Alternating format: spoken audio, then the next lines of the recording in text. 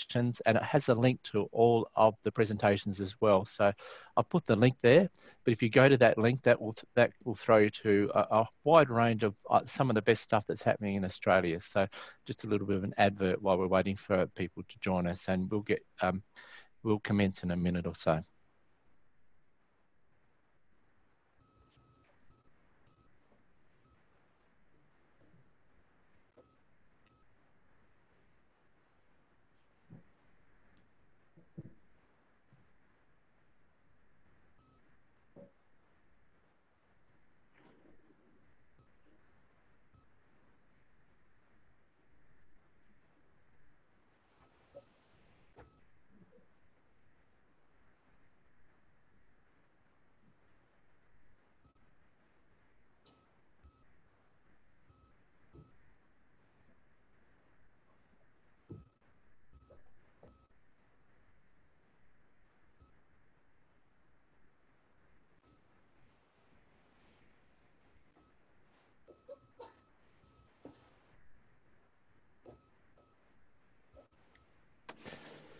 Okay, well, it's the minute or so has now passed, so welcome everyone. My name's Russell Roberts and I'm chairing this webinar. I'm very excited to chair and introduce our speakers from Queensland Government. I just think this is such a great opportunity to learn about the practicalities of implementation over a long period of the time. So I think the amount of wisdom and experience that we're going to be have the pleasure of hearing about is golden. This would be so valuable in terms of the practicalities of implementing activities to improve the physical health of people living with a mental illness. Just a couple of, I'd firstly want to acknowledge the traditional owners of our lands, of which we're meeting across Australia and indeed New Zealand and UK as well, but particularly acknowledge the traditional owners of Australia, the land on which we are meeting. And also acknowledge those people with a lived experience, and particularly those who've lost their lives due to suicide, and also those who have lost their lives through avoidable physical health conditions. About 28 people per day die early due to mostly preventable chronic disease, and this is what we're talking about and why this equally well is so important. Just a couple of housekeeping matters. The Q&A, we will be having some question and answers. So if you hover down and activate your mouse on your screen, down the bottom there, you'll see a Q&A icon. If you've got any questions, I'll be moderating the questions and offering them up to the panelists. They can also see the questions. Once we've responded, they'll be visible to everyone. So we'll sort of have some discretion on posting those question and answers. There will be maybe one or two as a transition between the panelists if we feel that's appropriate. Otherwise, we'll have a good period of time at the end of the presentation, 15 minutes or so, to have a good discussion about what we've been presented with today. One final thing, this session is being recorded, so just want you to be conscious of that.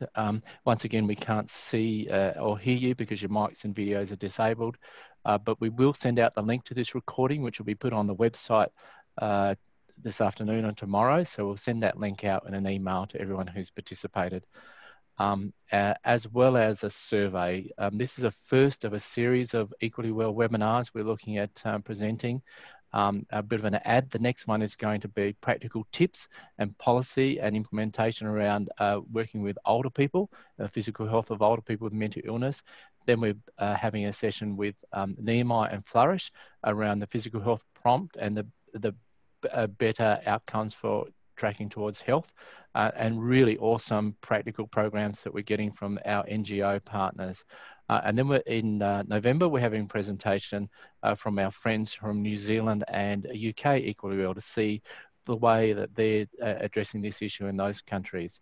And then next year, we're looking to have some practical tips from people with a lived experience and practical tips on, when you go and visit your GP. And then finally, a different health coaching approach to improving physical health. So that's a bit of an ad, and you're on our distribution list, so we'll send that through to you, through our newsletters and bulletins, etc. So without further ado, it's my pleasure to introduce our speakers today. We've got a panel starting with John Allen, and then we'll go to Sally and Irene, and then to Joe, and then back to Sally and Irene. So each is going to have about 5 to 10, 15 minutes each. So our first speaker today is John Allen. John has a long and distinguished career and still got a long career ahead of him in national and international leadership in mental health. I think he earned his stripes up in North Queensland, but since then he's been chief psychiatrist in New South Wales and in Queensland. He's currently the president of the Royal Australian New Zealand College of Psychiatrists and really involved in so many things, and too much to give much credit to, enough time other than say that his service is exemplary to mental health and extensive in Australia. And my only other comment is John does so many things. I really don't know how he gets time to scratch himself, but his commitment to mental health services, above and beyond, is exemplary. And so really looking forward to hearing John. So I'll hand over to John, and welcome and thank you for presenting in our first webinar, John. Thank you very much, Russell. We might go to the next slide. Thank you. So look, it's really great to be here, and it's really great to be part of Equally Well. I know that I've been part of this from the beginning, and I think it's a really important initiative. And so welcome to our colleagues from overseas. And also just to say something about this initiative, which is the Queensland Mental Health Clinical Collaborative. It started some time ago. I went away for 5 years. I came back, was going strong. It's still been going, 6 years later, it's still going strong and actually doing more work than ever. So really pleased to be a part of this. And just a shout out to our colleague, Brett Emerson, who's the chair of that group, who isn't with us today because he's working. So just to note that. But I want to just give you a little bit of background about Queensland because especially for people overseas might not know so much about it. Queensland's that big pointy state in the top right-hand corner of Australia. Our current population is nearly 5 million. We're expected to increase by a fair bit, so we're growing all the time. Of course, we're not growing at the moment because they used to say Queensland, beautiful one day, perfect the next, but now they say Queensland, beautiful one day, lockdown the next, because the borders are shut because of COVID, so you can't get in. However, having said that, it's a very diverse state. We actually have a significant Indigenous population, and they're scattered throughout the state, particularly in the north and the west, but also in the metropolitan areas. Queensland tends to be a town with a large southeast Queensland metropolitan area, a number of regional services, and then quite scattered throughout the country. So in all, it's divided into 17 hospital and health services, and they all have a health and mental health service, and with a mental health, alcohol and drug service. And my job as the statewide director is to support those services through the mental health, alcohol and other drugs branch. So the services provide, and my branch provides policy and money and leadership and help to them, but they really take the initiatives. And so this is really an example in how to put policy into practice. How do we get a meaningful outcome over a very large scale? So we're talking now not just about research that's done in one place, implemented there, but it's stuff that's been applied across that whole population. I might just go on to the next slide. That's all right. And this is what our opportunity is, just to kind of remind you of what actually happens in mental health services. So in Queensland, every week, 16,000 community mental health consumers are seen in 31,000 provisions of service. There are 3,000 new referrals a week, New people get some kind of assessment in the system.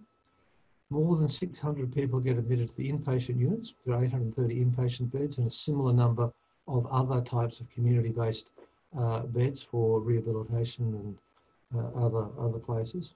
There are nearly 7,000 full-time staff, 2,000 working in the acute services and 3,000 working in community services. So if you add all that up, that's an awful lot of interactions between people. It's an awful lot of interactions where a consumer and their family perhaps come in contact with staff members. And so each one of those interactions is an opportunity for quality improvement. And one of the things that is really important about this work has been that it's been persistent, that the quality improvement has started, people get reminded about it, they get to do that. And there's so many opportunities. If you didn't do it yesterday, you can do it today, you can do it tomorrow, you can do it this afternoon, because it's just important that people keep in mind there's always an opportunity to make that difference. I think that's what's really important. So let's talk a bit about the difference that we've been trying to make just recently in this collaboration. We'll just go to the next slide. So obviously, if you know my background, you'll know that I've been very interested in how we might improve the physical health of people. I've been very interested in smoking, and that's been one of the biggest things that that I've been thinking about in this space for quite some time. I was really pleased when I came back to Queensland that we were able to action that really quite quickly, and I thank the collaborative for doing that. And just a little bit of facts, but you know all this, but I just want to say this again. If you could do one thing, for people with serious mental illness, it would be to help them to stop smoking. Okay? Biggest cause of death for people with schizophrenia. My colleagues in Newcastle began recording smoking in inpatient units in a very serious way 20 years ago. But in reality, people don't often actually look at that systematically. It's only been in recent times that people have actually started to really record smoking status and actually start to take some interventions, which is what this has been about. Evidence shows that people with mental illness would like to quit, are able to quit, can do successfully, providing you give them the right types of support. Okay, so there's really good evidence about that. We should not be upset to think that that can't happen. However, as I've said many times, there's a history of ambivalence about this, that sometimes we still get into the idea it's okay to let people smoke because they've got nothing else. It's good, helps mental health. I just saw a very recent article again, just saying, confirming that in fact, people with depression get much better when they stop smoking. We've been publishing about that for a long time. So it's really important that we actually understand the facts. And of course, if you properly motivate and train clinicians, they can make a huge difference in helping people to quit. It can make a really big difference, and that's what we've also been about. Now, why is it important that we actually do this? Okay, the community smoking rate has come down quite significantly. So in Queensland, community smoking rate is now just around 12 or 13%. So in the 2018 report, it's just under 14%, and it's a bit lower than that now as well. All right. I've got two graphs here from that report. One is smoking initiation and one is smoking cessation. So on the left, that's smoking initiation. All right. We are doing a fantastic job in bringing down youth smoking, with all the messaging, what we're doing in schools, the education that we're getting. And so the smoking rate in young people, 14 to 19, is now under 5%, probably less than that from the 2016 figures, okay? There's a little bit of a leakage from that for people who present with mental health problems and drug and alcohol problems, and we can talk about that at another time. But that's where we've been winning. Now, on the right is the smoking cessation, okay? And just to explain this a bit, this shows the proportion of people who are once smokers or ex-smokers over ever smokers. So this just shows people giving up, all right? So if you look at that timeline of 10 years, 2009 to 2018, that percentage has gone from 58% to 63%. So we're doing well in the sense that we've got a higher proportion of people who are quitters. But if you think about it, that drop in the smoking population has come from the people on the left-hand side of this graph, all right? That's because people are not taking it up. We are still fighting a fight to help people to be able to give up smoking on a population level. And that's where these interventions can make a huge difference, okay? So we've got a group of people who I won't say are captive, but they're certainly subject to a lot of attention from our staff. And there are people who would like to quit smoking, but have found this curve, this cessation difficult at times. So we have that opportunity to make those interactions count, which is why this has been such a long and laborious but incredibly important process to get us done. So that's my introduction to Queensland and why it's so great. And I'm going to hand over to Sally and Irene. And thank you. And I'll be around for the rest of the time for questions. Over to you, Russell. Thanks, John. Can I just introduce Sally and Irene? And, one of the other great things about this program is that real leadership, I think, is about perseverance, planning, and having a focus on something. And this is Sally and Irene and John and the whole team exemplify this. Sally and Irene job share this position, which is the manager of the Mental Health Clinical Collaborative. And in terms of perseverance, Sally's been managing this since its inception in 2000. And congratulations, Sally. That's just a huge contribution to mental health. And so many of our initiatives, you know, we start for a year and then it fizzles out. Real change is through perseverance and planning and persistence. So congratulations. Irene is not far behind, and her background is in speech pathology, and she joined that in 2007. Previous to that, she worked for Queensland Health Clinical Practice Improvement Centre and has implemented a collaborative methodology. Could also mention that Sally's a clinically trained psychologist who's worked in inpatient and forensic adult mental health services. It's so great to have your leadership, and I'm really looking forward to what you have to share with us this afternoon. Thanks, Russell. We're very grateful to you and to Equally Well for giving us the opportunity to introduce Queensland Health's statewide service improvement initiative called the Mental Health Clinical Collaborative, or the MHCC. Just to give you a brief overview of the session, we have heard from John, who's given you a little bit of background about Queensland. So Sally and I are now going to take some time to explain what the MHC is all about and take you through our journey in working with physical health. And then we'll hand over to Joe, who's going to tell us about our partnership with Queensland Quitline. And we need the last word, so we're going to come back and summarise at the end. Okay. It wouldn't be possible to do any of this without the commitment and the efforts of all of our Queensland Health mental health services who are members of our collaborative. So they're all of our services listed there. And our partnerships with the Queensland Health Mental Health, Alcohol and Other Drugs branch is critical, as well as our partnership with Preventive Health branch and Quitline. So to begin with, we just want to give you a little bit of a taste of how we work, which is enjoying a tech challenge and trying something a little bit different. So I'm going to ask you to grab your phone or go to your nearest internet browser and click or enter www.menti.com.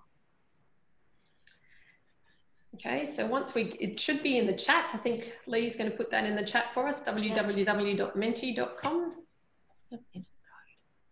And then there's a code that needs to be entered, which is on the screen and in your chat, which is 9694554. And we're asking you a question, which is, where are you zooming in from today? Hopefully now you can see pretty pictures on your screen and we can see where people are coming from. And that's building for us. There are people all over the country. That's quite exciting. It's not just all people from Queensland. That's great. Okay. Just need to now, I'll come back to the presentation. We will come back and have a look at Menti again later in our talk. So if you can hold on to your browser where you've had Menti stored, that's great. But we'll keep going now. Auckland, people from overseas as well. That's very exciting. It's wonderful to see so many people joining in. Okay. So back to the presentation, hopefully. Okay. Okay, so the Queensland Mental Health Clinical Collaborative started in about 2005 based on a pared down version of the IHI breakthrough methodology, which we then have added a few of our own bespoke adaptations to. So the IHI methodology was based on the 3 key questions. What are you trying to improve? How will you know when you've done it? And what change do you need to put in place? And in the early 2000s, this was something that Queensland Health was putting in place in our statewide clinical networks in a range of clinical areas. Mental health were keen to get involved, started their own version, kind of like a franchise, and the Mental Health Clinical Collaborative was started. Our scope is to work with Queensland Health public mental health services that provide services to adults. This is our team. It's a small but stable team. Our lead clinician is Professor Brett Emerson, who's an experienced, respected clinician with a good sense of humour. And Sally and I make up almost 1 FTE between us. And we also have a half-time data analyst, Melissa, who you can see poking through half of her in the middle of the photo there. We're funded centrally through the Queensland Mental Health, Alcohol and Other Drugs branch, but we don't sit within the branch. We actually sit a little bit independently, and one of our hospital and health services in Brisbane generously hosts us. Our team is backed by a steering committee. The steering committee has representation from a number of our member services from all across the state. They take a number of clinical roles as well as information management roles. There are people with lived experience and also representatives from our mental health, alcohol and other drugs branch. The committee meets about 6 times a year, 4 to 6 times a year, and we do tend to change, bring in people to fit with the different topics that we are looking at. And this gives you an idea of the number of topics that we have looked at, our stylised history since 2005. From this, you might see we started small, looking at inpatient schizophrenia. So this gave us a chance to work with clinicians, get our clinicians up to speed with understanding this methodology and finding out any inconsistencies in how we record data. But we have covered a number of topics in the last 15 or so years, including seclusion, looking at 1 to 7 day follow-up, making sure that people have a GP recorded, and more recently we've been looking at physical health and smoking cessation. We have a number of measures around these topics, and mostly once we have finished these topics, our mental health, alcohol and other drugs branch have taken on board these measures as part of their routine reporting to services. And this gives you an idea of some of those outcomes that we have had across those topics. So we have been quite successful, and we've been able to publish a couple of times to share those results. And we think that this success and the longevity of the MHCC is largely due to our philosophy. So our members are integral to the MHCC, and all mental health services in Queensland have voluntarily participated since we commenced in 2005 and take on board an active role. We use very much a bottom-up approach, so our clinicians decide our focus and they decide what they're going to do with their results. We don't enforce change or highlight poor performance. We're all about being supportive and encouraging. We also try to minimise any administrative workload for clinicians. So Sally and I are here to try and access data, do what we can to be supportive of our clinicians. And we do so, if we can, in a positive way, and we respond where we can to what our clinicians are telling us. So how does it work in practice? We bring our clinicians from across the state together for a statewide service improvement, a statewide clinical definition workshop. And at that workshop, we ask any interested clinicians to present topics that they might think would be good for improvement, and our members vote at that forum about what the next topic will be. Our team then takes the new topic or the new focus and develops measures or clinical indicators that we can use to monitor progress in that area. Our clinicians take the topic or the focus back to their services and look at putting in place practice change that they own and that they can shape to fit with their local environment and processes. And then we bring everybody back together once every 6 months. And at that forum, we can then allow services to review their own results and review our statewide results. Services can share and learn from each other about what practice changes are being put in place. And we get experts to come along and tell us about what the latest evidence might be, or we might get someone from a program that has had good outcomes in the area. Our team does a lot of work, is very lucky with our indicator development because we have access to a statewide information system that's used across all of mental health.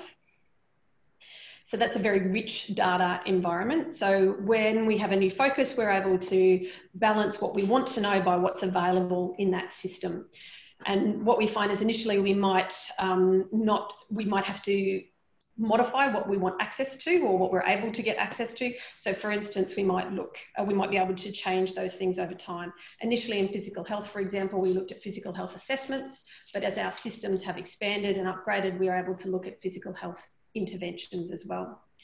We then looks at providing reports that are clinician friendly and easy to read, and we send them out to services on a regular basis. We then bring everybody together for the forums, and the forums provide, there's been quite a few of them, as you can see from the list. The forums provide an opportunity for our clinicians to network and to learn and share from each other. And in fact, one of the important things is that they can take time out of the busyness of their everyday life and just spend time focusing on the area that they're trying to improve. Our challenge is to keep these days fresh and entertaining and interesting. So in physical health, we had a forum in May 2012 where our clinicians voted to work on physical health as the next topic. The first indicator that was chosen based on current practices and the information we can get from our systems is the percentage of people with schizophrenia in our community services who had a physical health assessment completed each 6 months. Our services began local improvements, local initiatives to improve. Things like they started monitoring their own data, they started making sure they had the equipment in place for physical health assessments. Some people even hired wellness platforms that you can do your own physical health checks on. We then ran statewide forums each 6 months to monitor this performance and hear about the improvement activities. We also brought in experts like Dr. Jackie Curtis came from the Bondi Keeping the Body and Mind project. We had GP experts and oral health experts. But did we make a difference? We think yes, that we did.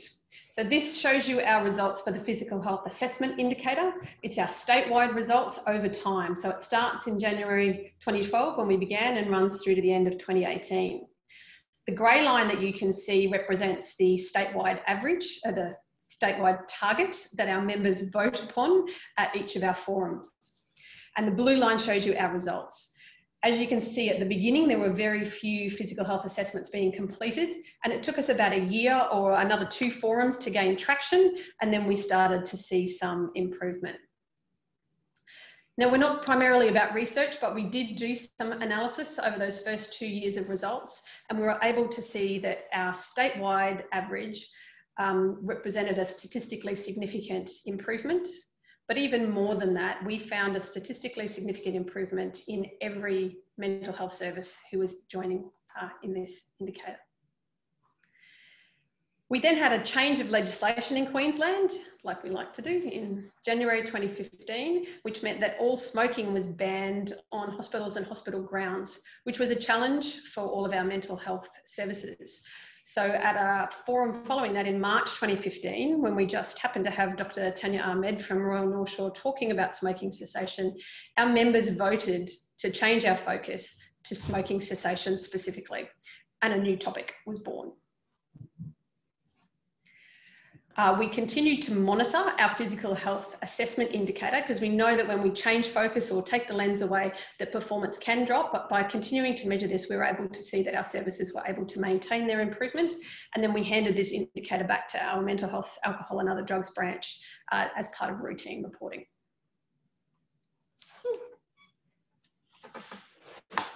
Hi everyone, I'm just going to take over from here and continue on with our example of smoking cessation and how we've been driving change using our model. So under the banner of physical health and with the new legislation, it meant that all of our services needed to start looking closely at how they were going to provide smoking care to consumers who were going to enter our services and not be allowed to smoke while they were there. Now, as John mentioned earlier, there are a lot of challenges around smoking in mental health, and the slide up there gives you a bit of a flavour of some of the culture and background around that. So as part of our approach, we knew that we needed to address these cultural issues and start talking about providing smoke-free healthcare to people as a total experience rather than just focusing on smoking cessation. So what we wanted to do was provide smokers with support and give them education so that they had options about what they wanted to do with their smoking and make informed decisions about their care. So similar to how we usually go along, even though our topic sort of came up and in the middle of another topic, we continued to do our usual process. So we looked at developing measures to measure what we were looking at and whether we're making any change. and then get services to implement local initiatives and monitor those. Again, we had quite a lot of steps along the way in terms of reporting and forums. So one of the lucky things about smoking cessation for us was that Queensland Health had already been doing a lot of work in this area, and what existed was a smoking cessation clinical pathway, which is up on the screen. And this is an evidence-based tool to assist clinicians to ask about smoking and provide a brief intervention. So this was well used across all of our hospital generally, but probably hadn't been taken up as well in mental health services. So given that this already existed, we decided that we needed to improve the use of this form and essentially do two things, which was one, get people to ask consumers when they came in if they were smokers, and if they were, provide them with a brief intervention. Now, our goal was to be getting people to ask the question about whether people were a smoker or not, because it influenced how their stay was going to go. So if you had someone who was smoking, they were just about to enter into an environment where they were not allowed to smoke because of legislation. So we were wanting our clinicians to be equipped to offer options to these people to help them through this stay. Essentially, we wanted to give mental health patients the same attention that every other patient in the hospital was getting. It's worth noting that this wasn't a force you to quit. This was, you're going to be temporarily unable to smoke, so here are some options to help you manage that. And if you want to talk about quitting in the long term, then we're here to hear about that. Okay, so as part of our general process, we looked at how are we going to measure whether we're making an impact. And we were fortunate because Queensland Health had already done a fair amount of the background work here, and they had looked at developing a couple of indicators. So our goal was to manoeuvre those indicators to be something that we could use specifically for mental health. Next. Sorry. So with our indicator development, what we usually do is develop technical specifications. So this gives everybody across the state a very clear view exactly what we're measuring, because we know it's important that everybody is measuring exactly the same thing. What we found was that this was fairly easily done because it was already an existing measure, and we broke it into two measures, which was, are we asking people if they're smoking? And if they say yes, they're a smoker, are they being provided with a brief intervention? While that sounds simple, it's actually quite a complex process, because often what you want to ask doesn't necessarily come out of the system easily. So we spend a lot of time with our central branch, and our data analyst, Melissa, works really hard to pull out what we need to hear, because what we find is data drives change. But to do that, it needs to be information that people can absorb quickly and that informs their clinical practice and lets them see what they're doing is making a difference. So timely feedback is really important for clinicians for that. The pictures that you can see up on the wall on that particular slide are a lot of activities we do around the data in order to get people to be A, more familiar with it, and B, set new targets so that they know what they're heading towards or where they would like to be. So this slide here just gives you a bit of an example of the kind of reports that we send out to our services. So part of what we know is that unless you're giving people regular feedback, it's really hard for them to drive change. So we aim to do things as regularly as we can. And the example I've got up here at the moment is our inpatient smoke-free indicator of how many people who are smokers are provided that brief intervention. So down the left-hand side, generally you have the different sites and then how they're performing. The light green line is the target that we set with our members, and the people in green are hitting that target, and the ones below are obviously not. As you might imagine, this kind of graph very quickly tells you as a service where you're sitting, which can be highly motivating if you're the 42%er down the bottom. So we find that quick visuals are really good. The other thing that we find important is when we send this out, we enable people to click down into lower level reports, which provide them with team information at their service. So every mental health service is made up of a number of different teams all contributing to this. So they need to know who's doing this well and who might need to improve.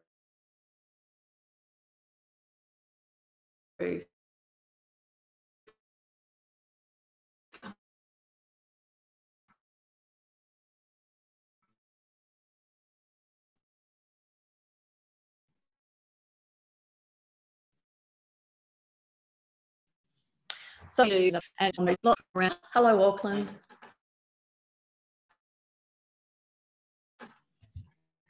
I'm from next slide. So the question is, would you rather be a giant panda or a tiny rhinoceros? So if you can get back into your screens and find Menti, www.menti.com and enter the code. Oh, tiny rhinoceros, yeah. Oh, I'm wrong, Sally. I thought more people wanted to be a rhinoceros.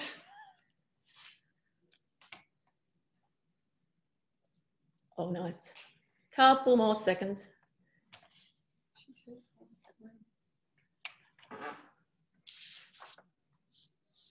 Despite what you think, this is not a completely random question. Okay, we might wrap that one up there. Giant panda. Well, I'm a little disappointed because I would have gone the tiny rhinoceros. But anyway. That particular Menti gives you, I suppose, a good flavour as to how we pitch our forums. So we like our forums when we bring everybody from around the state down to talk about service improvement in our particular topic, to have a bit of fun while they're doing it. And this is the kind of activities that we generally do. Presentation. So as Irene mentioned earlier, the statewide forums are about networking, sharing and learning, and they're quite a mix of different stuff. As you saw from the slide Irene had, we have had a lot of forums. So one of the challenges that we have, and we spent a lot of time trying to do, is make them interesting over and over again. And sometimes we succeed better than others, but we are always trying. So for the example of smoking cessation, we started in the inpatient area, as I mentioned, and what we needed to do was deal with a lot of those myths. So we did that by doing a number of things, including getting everyone familiar with that smoking cessation clinical pathway, because as I'm sure you're aware, when you implement one thing to lots of different places, interpretation is varied. So we were just getting everybody on the same page so that everyone was recording and providing the same kind of brief intervention. We also did a lot of activities centering around what they thought best practice would be. It's what would you think is the best way to provide smoking care in a public mental health facility? And once people had kind of got their heads around that, we then got them to look at, well, what are you currently providing and where do you want to be? And in doing that, people set up sort of 6 monthly targets so that by the next forum, we then can review where they've been. As Irene mentioned, it's a really good opportunity for busy clinicians to put aside everything else they're doing and just target one thing to try and do better. And that's, that quarantine time is really important. During forums, we like to bring in expert speakers. So Irene had mentioned a few. We've brought in quite a lot of varied and different expert speakers. We also have a lot of experts in our own services that we get to present, and we ask each of our services to present kind of in a roundabout way. So we look up and see who hasn't presented recently, or who's doing a really good job, or who's struggling, and they present what they're doing and what they're struggling with. We also do workshops, which we mentioned before. But outside of forums, where we do a lot of the kind of quieter work, where we try and continue to engage with our services. So we're bringing them up saying, how are you going? Do you need any help? We're sending the data out regularly, which tends to prompt questions to us.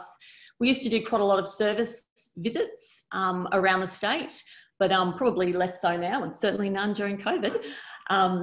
But they were always a really good way of finding out what's actually happening in the services. And as we've been around a astonishingly long time, we have tended to make quite a lot of networks in the services. So while people change and go to other jobs and other services, they tend to pop up again and again because mental health is quite a small little place. So these networks are actually essential to what we do. The other thing that we've worked out is really useful is targeted communication. So targeting our executives by going to their statewide meetings so that we can present to them, this is how everyone's going, because sometimes they miss out on what's happening if they haven't gone to a forum or the communication isn't good. So we found that's a useful way of trying to keep us on their high priority level rather than sort of being relegated down because so many competing priorities. So how did we do in the inpatient services?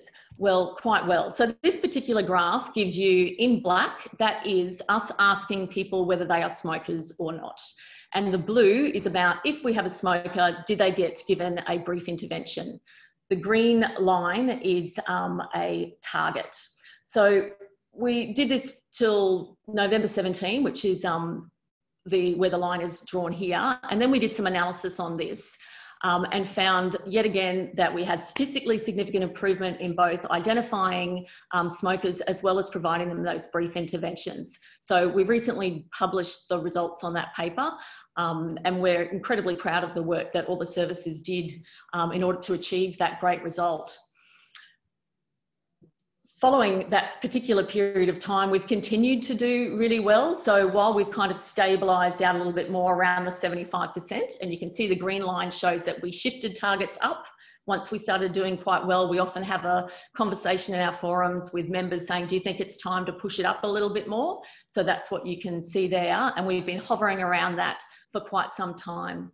Encouragingly, since COVID hit, around the February, we've actually had one small dip, but then we've come back again. So that's really good that a massive competing priority has not completely overshadowed what we're doing. Now, in July 17, what we had was we were doing quite well, so we thought it's time to go out into the community. So we felt we'd got inpatient services going reasonably well, and it was time now to tackle what is probably the even bigger bunch of people, which is our community services.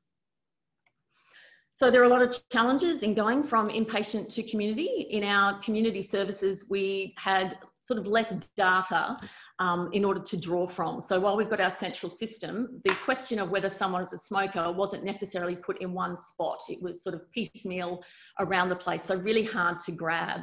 It was also a significant practice change for clinicians. So we really needed to get them up to speed, a bit like in the inpatient services. So our solutions were twofold. First of all, that smoking cessation clinical pathway. We got the respiratory network who developed that evidence-based tool to say, yes, that's okay to use in a community setting, not just inpatient.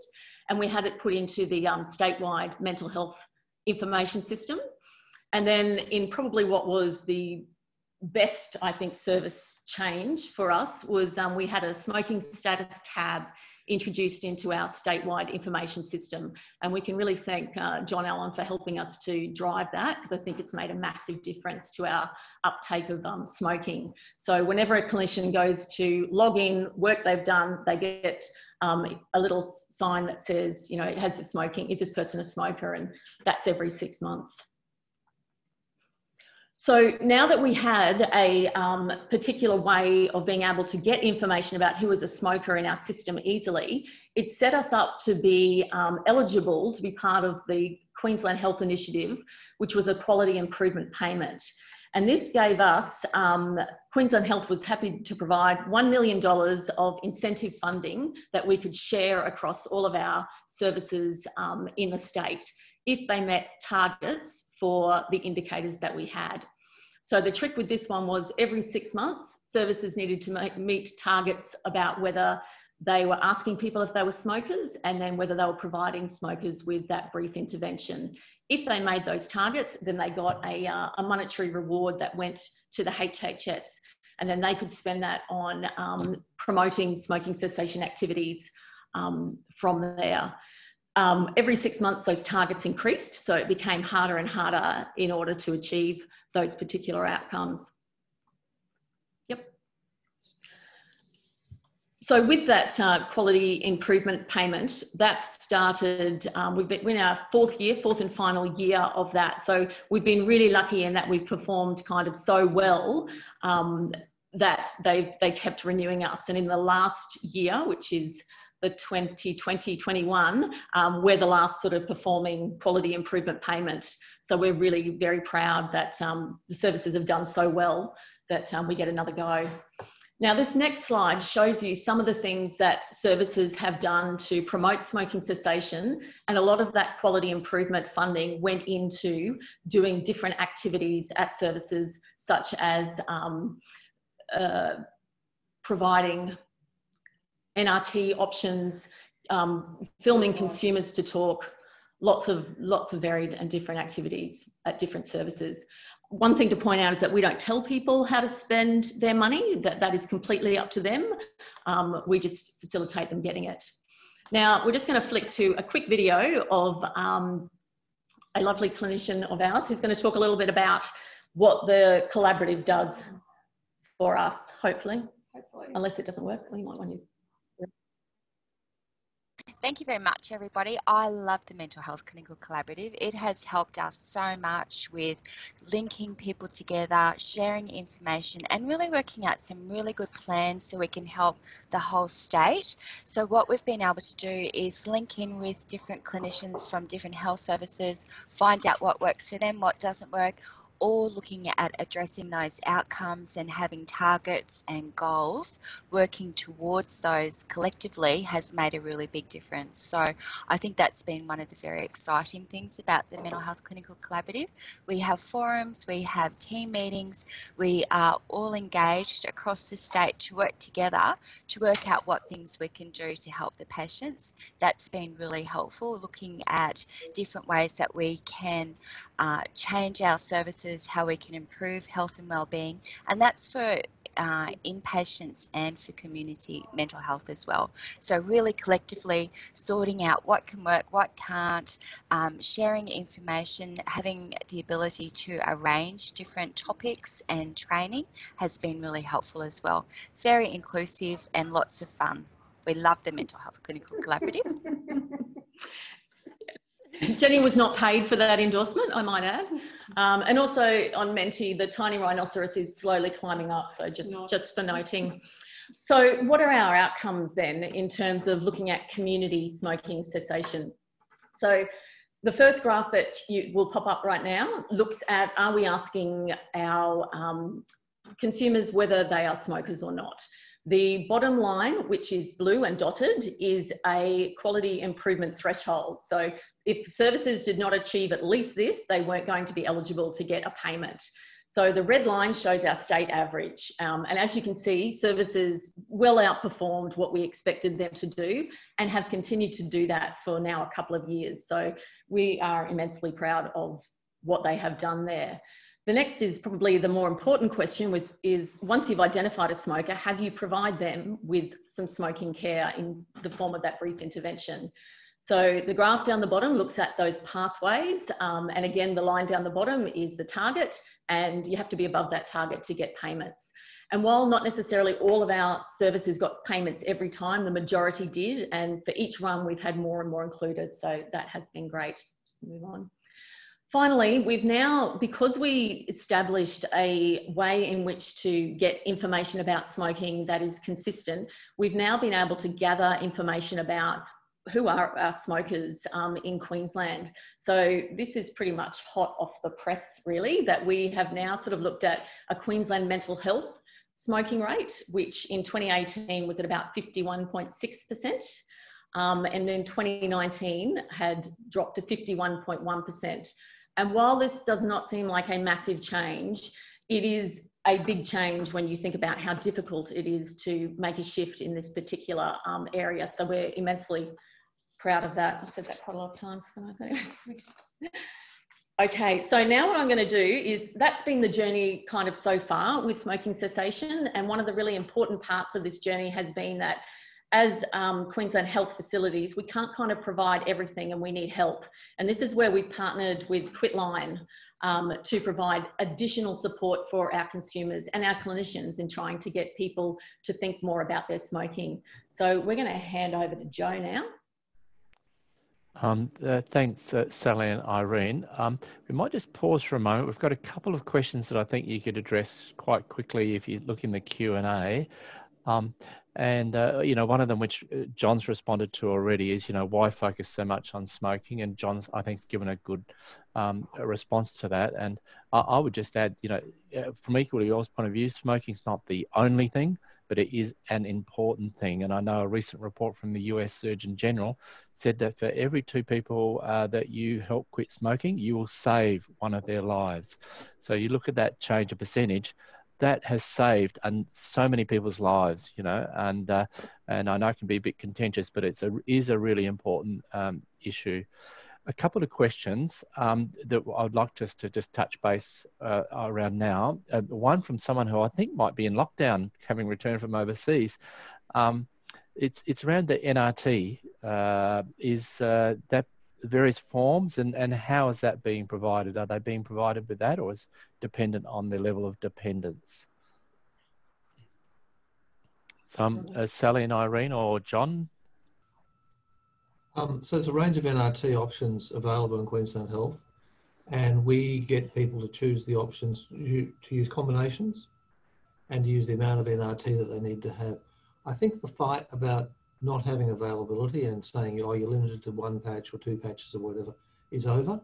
I think clinicians have now had it. So through this process, which is what we've been actually using it to do, it's not just about looking at your numbers, it's about how do I deliver this service? How do I feel confident that I can actually make a difference for people? We've been able to get clinicians to really understand and use experts to help them train and do more training to get it right. So we're probably in the past been a bit limited by money. As I pointed out, some people have used the money to buy additional options like getting gum when they want it and stuff like that if it hasn't been available.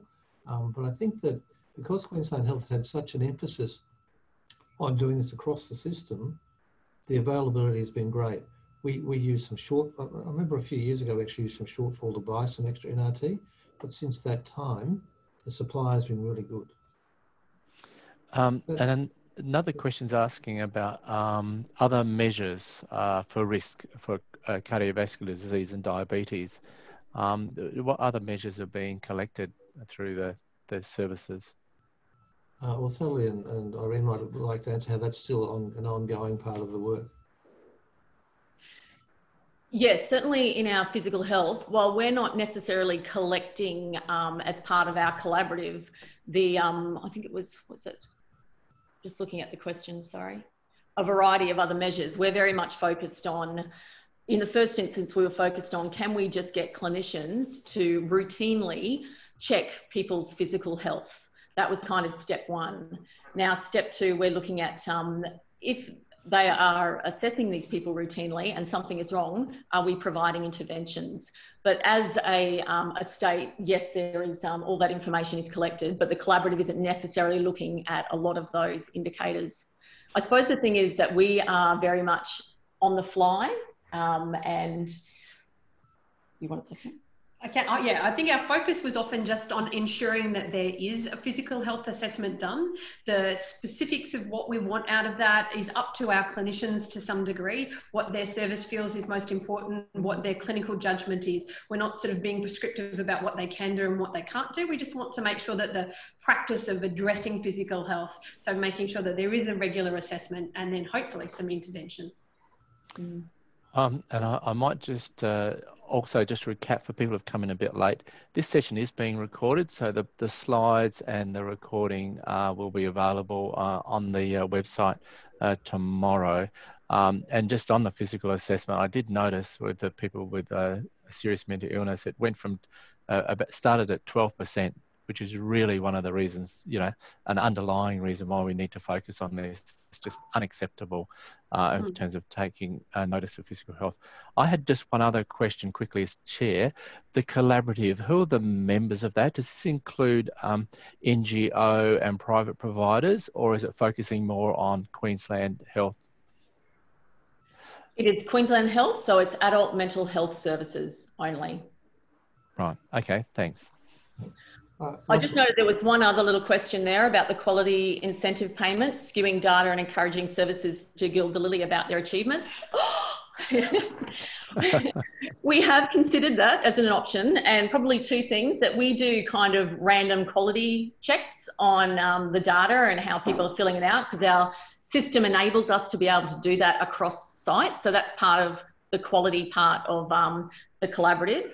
And secondly, that we have found, and this is, we've had another quality and payment previously on what are other indicators, is that services actually don't spend that much time trying to gild the lily, that they're actually so busy that it requires quite a bit of effort to do that. So we've found that collectively our services have actually been very good in not doing that. And certainly with respect to another indicator, we found that even when that indicator stopped, they still performed quite well. And certainly we're going to be tracking that with this particular indicator once our money has disappeared. Can I just make one more comment, Russell, because Lynn's come back just with another comment on the medication issue, which I want to clarify. One of the topic I was referring to was the initial collaborative topic, where we actually started with the medication was really being used badly. We thought in inpatient units, polypharmacy, high doses. So that was the topic I was referring to, but I do think it still remains a big issue. And I just want to, of course, everyone understands that often smoking discussion and medication discussion goes together, because for people on clozapine, adjusting smoking can adjust the dose of clozapine, also for olanzapine to some extent as well. There's also interactions with caffeine, okay, that you need to understand with smoking that can change the way people work. And there's also some interactions with marijuana as well as precipitants to psychosis. And so there's a lot of research work around what all those molecules are actually doing. I find when you start to talk to people about those interactions of the molecules and what we're all trying to achieve, then you can have a much better result. I think it's really important not to treat people as if they don't understand this stuff. I mean, there's simple explanations that you can give around the way this stuff works, and you need to have that, and that's part of the partnership of doing all this stuff. So really good questions about that, and I saw someone asking about precision medication and so on as well. I think that's part of the deal as well. Yeah. Okay. I'll introduce Isabel, and this is just, there's so much to cover, but I will try and stop everyone at 1:15, so we've got time for some more discussion with question and answers, because I think there's value in that also. So can I introduce Joanne Isbell? She's the Manager of Preventive Health for Queensland's Health Contact Centre. She's a clinical psych with over 15 years experience working in private and public, inpatient and community. She's got real interest in sort of health-related conditions and an endorsed tobacco treatment specialist with the Australasian Professional Society on Alcohol and Other Drugs. And she supports Quitline staff to deliver the evidence-based counselling support for smoking cessation. And she works collaboratively with the other stakeholders. So I'm going to introduce Joanne. It's over to you to talk about the partnership with Quitline in Queensland. Thank you very much, Russell. So yes, I'm going to be talking about Quitline, and particularly the partnership that we have with the Mental Health Clinical Collaborative in delivering a program specifically for community mental health clients. So as we've already heard, John gave a really good description at the start of how important supporting people to quit smoking is in general, and not leaving anyone out of that in terms of, assisting everybody, because as we know, quitting smoking is the best thing that you can do for your health, and that applies to, to everybody. There can be really significant physical and mental health benefits as well. So Quitline is an evidence-based telephone counselling service. We operate between 8 and 9, 7 days a week. We do both inbound and outbound. So a lot of people think that the majority of calls are people dialing in to Quitline, but actually the majority of our work is calling out. So following a referral or following someone's initial engagement, us calling them to do follow-up calls. All of our staff are trained in smoking cessation behavioural support and pharmacotherapy, particularly with a focus on motivational interviewing. And we have a dedicated team of Aboriginal and Torres Strait Islander counsellors. So in 2017, the Mental Health Clinical Collaborative made contact with the Prevention Division, which is in the Department of Health, and Quitline to talk about a partnership so that we could support community mental health services or clients to quit smoking. So we had some stakeholder meetings. We were looking at scoping what program would be provided and developing those necessary procedures and the communication that we wanted to give clinicians out in the community.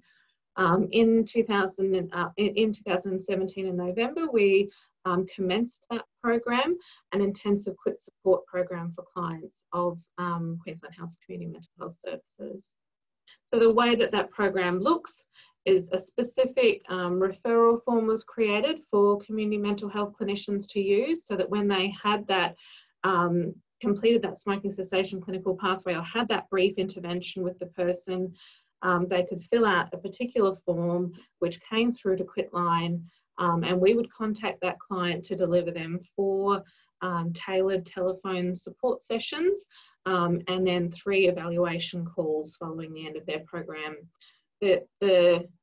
One of the, I guess, the most attractive and successful parts of this program is that we also pair that with 12 weeks of nicotine replacement therapy, and that includes patches and combination NRT, so oral NRT products, and there's a variety of different products tailored to, I guess, people's particular you know, interests and tastes. So since November 2017 to the end of this financial year that we've just finished, 2,862 referrals were received. 1,940 of those clients, you know, chose to commence and go ahead with their program, which was 68%. And I'd like to say that even though that seems like you've lost, you know, quite a few people there, that actually is pretty consistent across sort of our other programs. So this is really demonstrating that people are no less likely to participate than any other client group, if you like.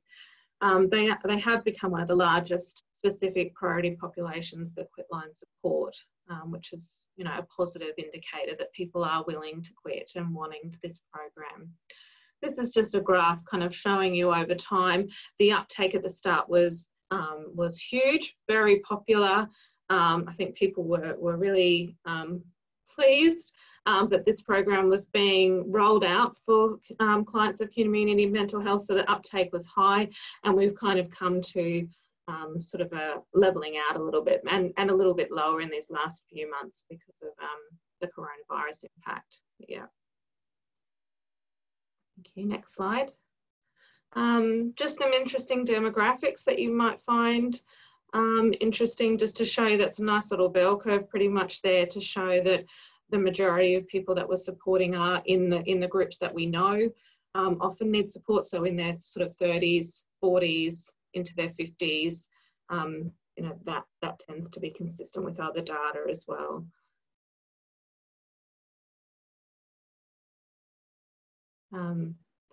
Sorry, I've just done something on my screen. Hold on. There we go.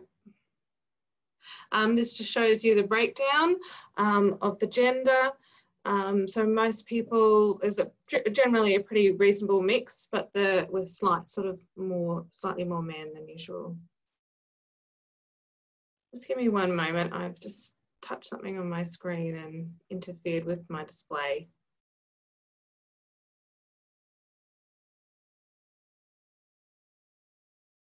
There we go. Yep, Aboriginal and Torres Strait Islander status there, and a fairly representative number of Aboriginal and Torres Strait Islander participants. So these are the things that usually people want to know. So what our success rate is in terms of people participating, taking up that nicotine replacement therapy, and how likely they are then to be quit by the end of this program. So at the end of their 4th call, so the quit rates that we've done most recently would show that 43% of people participating at that time have successfully quit.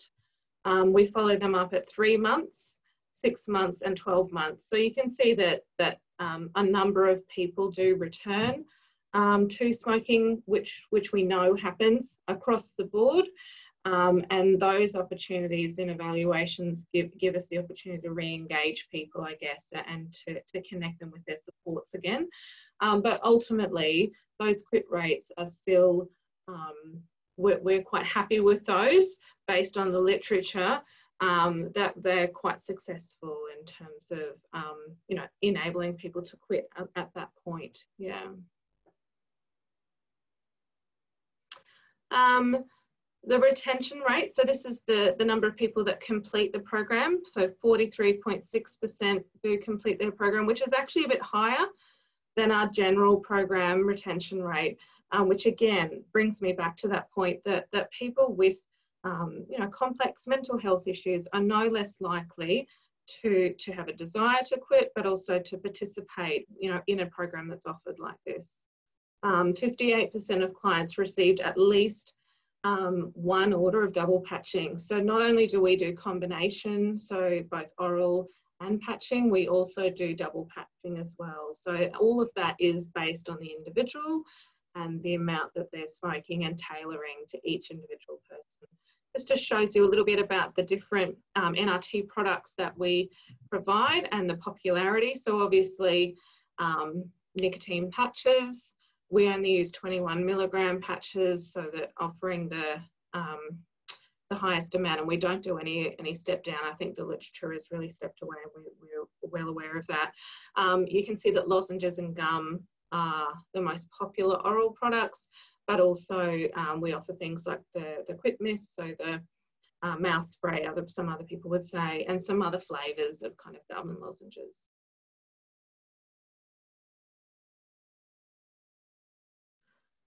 Some of the challenges that we experienced is that some clients are more likely to have an increased complexity. The telephone counsellors are trained, you know, predominantly to focus on smoking cessation support, but obviously other things come up in that conversation. So that's some of the challenge, I guess, that, you know, people do have complex lives. We had for a short time an increase in call escalations just to support those additional complexities. And we provided some additional training around scope and escalation, which actually significantly helped. And I would say we're not sort of noticing any ongoing challenges, if you like. There's just some nice little compliments there. We received quite a lot of compliments at Quitline, but it's really lovely to see compliments come through for specific priority groups and some of the ways that quitting smoking has made a significant change in their life.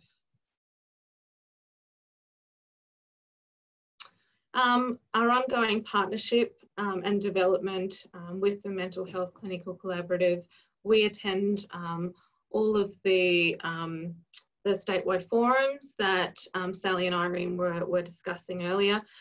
We also attended the Oceania Tobacco Control Conference last year and presented together jointly about this program. Yeah, there we go, yeah, biannually meeting together in those statewide forums.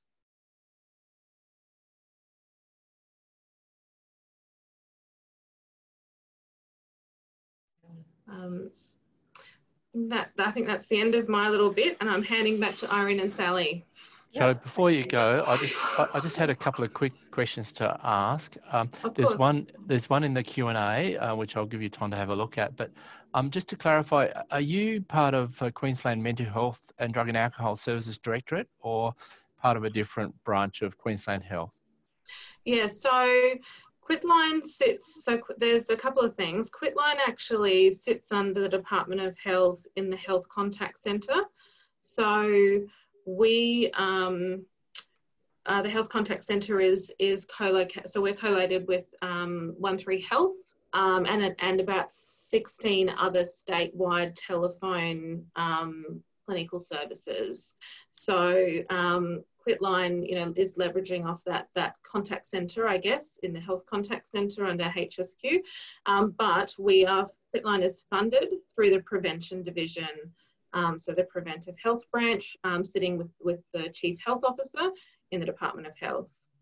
Awesome. And I know there's some friends here from Mitchell Institute, Victoria University, and they focus on sort of mainstreaming services. You know, this is a fundamental primary care response, which, you know, is a partnership response. So that's just awesome. Yeah. Before I ask the other question, it looks as though you've gone through about 20,000 people that have offered it. So at 20% response rate, of success rate, that's 4,000 people using Surgeon General. You've saved 2,000 people's lives. And not only that, probably years, if not decades, of chronic physical illness before that. So what a contribution. Just amazing. The other question is around, where does the funding come from the NRT? Yeah, so the funding comes from the prevention division. So, essentially, the chief health officer is sitting at the the top of that tree. The prevention division of the Department of Health in Queensland Health. So, Quitline's funding completely comes from there. So we have a very fortunate opportunity in Queensland. Quitline is a national telephone number, but each state facilitator all run their own Quitline service. Queensland is the only state and territory where Quitline is funded through government completely. And because we are sitting under Queensland Health, we have an ability to leverage off the central pharmacy that Queensland Health have, and have an ability to order NRT through already established procedures and processes. We store that NRT in a facility, and then we distribute that to the client's home directly. Russell, John here, can I just make one comment on that? Just to point out that there's been a lot of things through the clinical improvement process and through this process.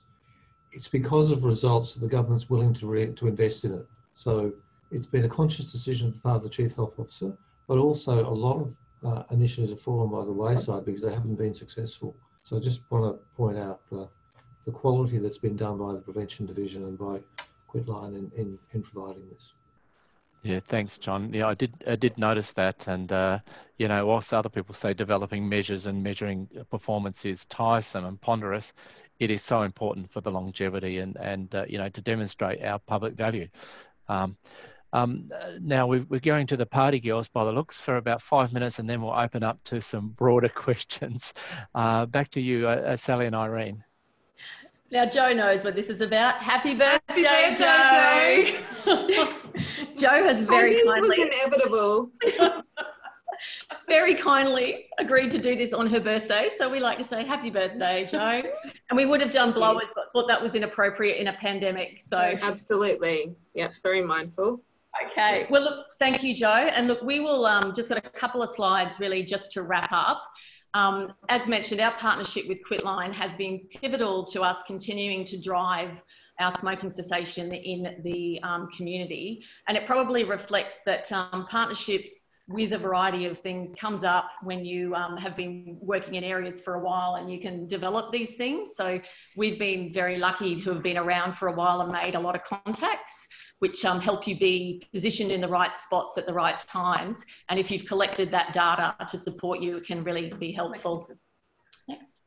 So this is a slide on what do our members think. So, you know what, we've had a lot of good outcomes, but we also check with our mental health service clinicians about what do they think, are we doing a good job for them. So at every one of our forums, we do a feedback form at the end, which asks them, do they think it's worth being a member of the collaborative? Is it worth their service being a member? Is their time well spent being a member? And was the forum interesting? So as you can see from the graph down the bottom left, since February 2007, we've asked pretty much the same questions as any good psychologist would. And the results have been pretty consistent over that period of time that people enjoy it. The other graph provides some feedback on other sessions that we've run. But we'll just very briefly hear from Nicole up the top here, who hopefully will be heard. Hello, my name is Nicole. I'm a mental health occupational therapist, and as part of my role, I facilitate a dental screening clinic for Metro North Mental Health. And I'd just like to take a moment to acknowledge the role of our mental health clinical collaborative, who provided a lot of support and advocacy for this clinic to continue this year. They were able to access their network of health service contacts and to start the ball rolling and ultimately plan the meetings that resulted in this clinic continuing. So essentially that's just letting you know that, you know, we get involved with some of the individual activities that are being done in some services, and when we can help because of our networks, we will do so. So that's just that. Next slide. Just to more or less finish up, we've had a lot of challenges and there's a lot of areas we think we could improve because that's what we do. We think that we probably need to have more of lived experience involvement in what we do. While we have membership on our steering committee. We think that as we continue to grow, that we need to focus a bit more on that. Communication is always a challenge when you've got so many different services and people change jobs all the time. So we're constantly trying to work out the best way to communicate across Queensland. Imperfect measures. So because we are not research focused, we don't kind of start with measures and work back from there, that we go with what we've got. And often that can be a proxy measure of what we want. We've been lucky with smoking cessation because we've been able to introduce things that are giving us hopefully some outcomes data, which is often what we are lacking. A lot of it's sort of processed information. Competing priorities. So services every day have things that want to be top priority, and that is difficult for us to keep our agenda for physical health on the top, but we do that by a lot of nagging. And finally, pandemics, they really do interfere with your ability to drive things. So one of the biggest interferences for us with the pandemic has been that we can't run forums. So that was a massive part of our work, bringing everyone together to talk about this stuff, and all of a sudden we couldn't bring them all into the room. So we've had to go kind of online to do that, and there's some sort of photos. We've been doing smaller bites sessions, which Russell has very kindly spoken in, and we've actually found that they have been very, very popular, and we're going to include them as an ongoing component for us. So it's been an excellent communication tool. So this is pretty much just wrapping up. The key things we think assist us in being still around some many years later is our voluntary membership from our services. We've never had anyone call us and say we don't want to be part of the collaborative anymore, or I don't take those calls. We've had excellent leadership. So our lead clinician has been with us since the beginning, and he's well respected, has very good sort of strategic view on things. So we've been very, very lucky in that. We try and be responsive and flexible. When topics come up that obviously need to be covered, then we try and do that. When pandemics come, we try and manipulate the way that we deliver what we've got. We're member focused, so nothing is more important to us than clinicians, minimising their workload and trying to motivate them to want to do better. And I think we come from the position that we know clinicians do want to do the best job, so we're just helping them to get there. Our statewide data system is integral to what we do, and really does help us drive things from that statewide perspective. And finally, we try and keep things interesting by doing stupid things with that. So that's all from us. Thanks, Sally and Irene. That's and John, that's absolutely awesome. Before we sort of go to some questions, so any questions for this last 10 minutes, put them in the Q&A and we can share them. While we're thinking about that, I'll just have an ad for our next webinar, which in a sense is an example of how we sort of grow and learn around these programs, which is about the New South Wales experience, but also focusing on practical tips and policy and implementation in older persons' mental health, improving the physical health of older persons. I noticed on one of the graphs it tagged off quite a lot in the old age, and that's because of the 12 to 25-year-old, premature death of people living with mental illness, that we actually don't have that long tail that we have in the rest of the population. In the New South Wales one, they're actually partnering with a number of universities at the front, and this is one of the learnings from, I think, Sally and Irene, at the front end, so we can do the measures and the ethics, etc., so we can report this and get this in the public literature.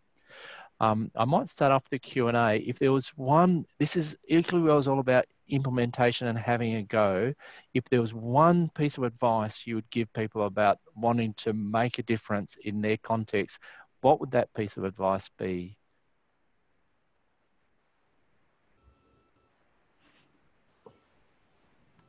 Don't all talk at once. I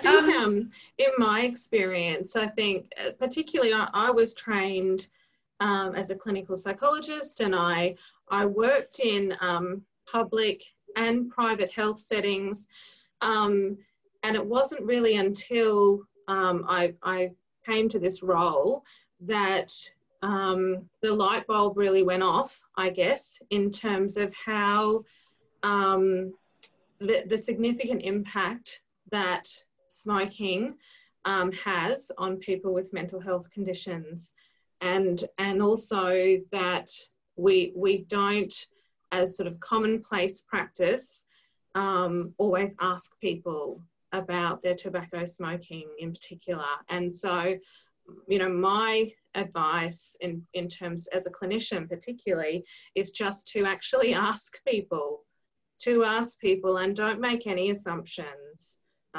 about whether people do or don't want to quit, or whether they think it helps them or doesn't help them. Just ask people, engage people in that conversation and support them to understand the impact. I think that's been a significant learning for me. And I'd kind of add too, I think it's really important to have faith in our clinicians, that people can actually do this, that they can change, that they're interested, that they want to. Once you actually show them that we think that they can go away and do this and achieve it, people turn around and do it. It's just quite amazing. I think that there's too much negativity in the world, and if we can actually give people that empowerment to feel like they can go away and make a difference, it really is very helpful. And Irene, I think that's fantastic in terms of empowering and supporting the local clinicians and local leadership. And how do you see your role as the central agency in supporting the clinicians on the ground? What do you think has been the most effective and helpful from your perspective of supporting the people on the ground who want to make a difference? Look, I think it has been really important that we've been able to have statewide forums, that we've been able to bring clinicians together, that those clinicians then start to feel that there is meaning in them actually engaging in that. So we can then have a relationship with them. So we get to the point where clinicians will call if that's not working right, or if we just drop in and go and visit them or offer to come and visit, they know that that we're there in order to answer their questions. So people are interested, someone's listening to what they're doing, someone's hearing that activity that they're putting in place. And I think that's our key role, in that we build those relationships with people and allow them to build relationships with other people who are doing the same sorts of things.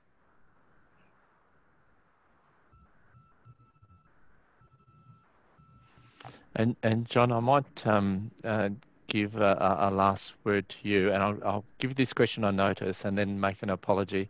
And it is, from your perspective as the Director of Queensland, Mental Health and Drug and Alcohol Services, and the President of the Royal Australian New Zealand College of Psychiatrists, what's the next step? What's the next important thing that we should be embracing, at state and national and local levels?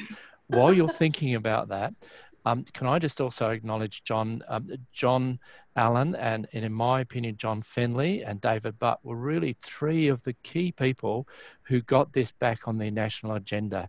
It had languished, and around about 2014-15, they really sort of encouraged the National Mental Health Commission to say, we've got to do something about this. And with the drivers that brought in a broad-based expert reference group, which has then resulted in the Equally Well in Australia. And, thanks to our New Zealand cousins for supporting us and leading the way.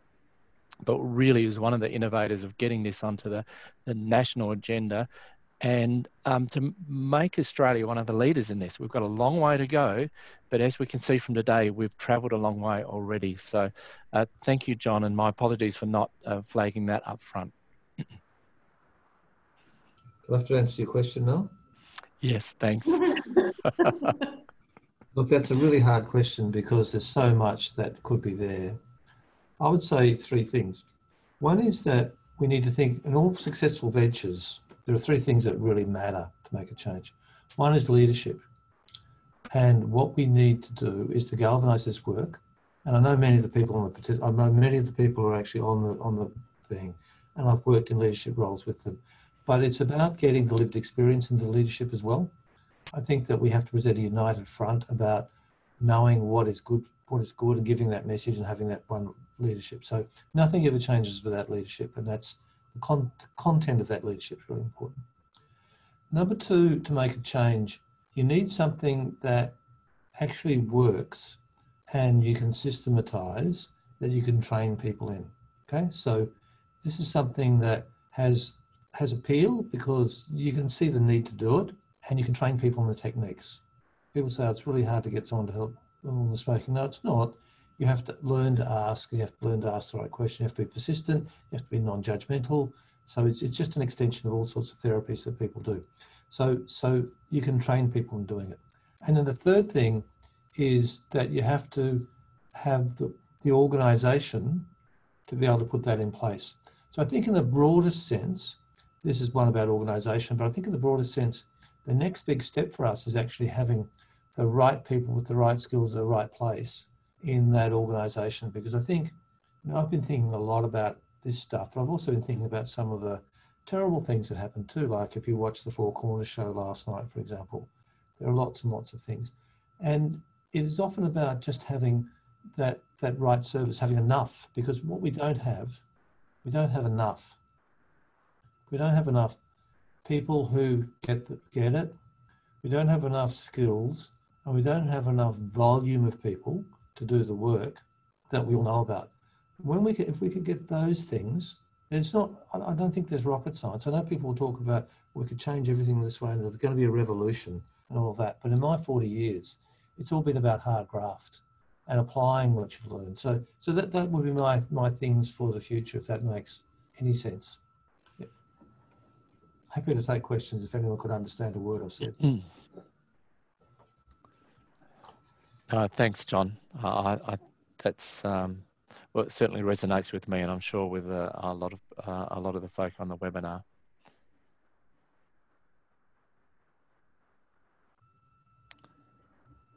It looks as though we don't have any other Q&As, and an early minute is good.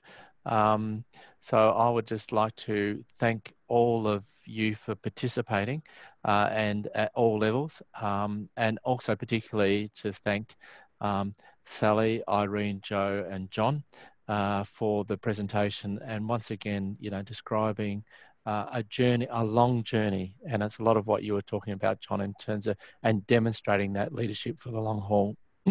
So I would like to thank everyone, and particularly our presenters. And once again, I hope to see you at our next webinar, where we focus particularly on the physical health of older people with mental illness. Russell, so, yes, John, sorry. There's one question about adaptation for youth services. This has been a program that's really looked at adult services, because we've often had topics that haven't been for youth. But I think there is an adaptation for youth services as well that's somewhat similar. And I would just point out the work that you might already having Jackie Curtis talk about what happened at Bondi and how they really focused on the physical health of people who are presenting with early psychosis to change that terrible outcome through that early work. And I think, it's just about early intervention there. I think I showed those two curves about stopping youth getting into this terrible state. And that's what they've been doing, as opposed to this work, which we've been doing is on the other side of those curves, where we're looking at the right-hand side of those graphs. The left-hand side is just as important to stop people getting in this state. So I think that's really important. Thanks, John. That's a great point. I was just talking to Jackie, I think last Thursday about this, and in fact, the one on health coaching with Andrew Watkins and the Bondi team is all about that. It's looking at the early intervention and with the young people, but with that particular health coaching focus, which I'm really interested to sort of hear some more about, and we're hoping to schedule that either late this year or very early next year. So yes, thank you for that. We've got all segments of the age spectrum that we need to consider. Sally and Irene, Joe, any other last comments?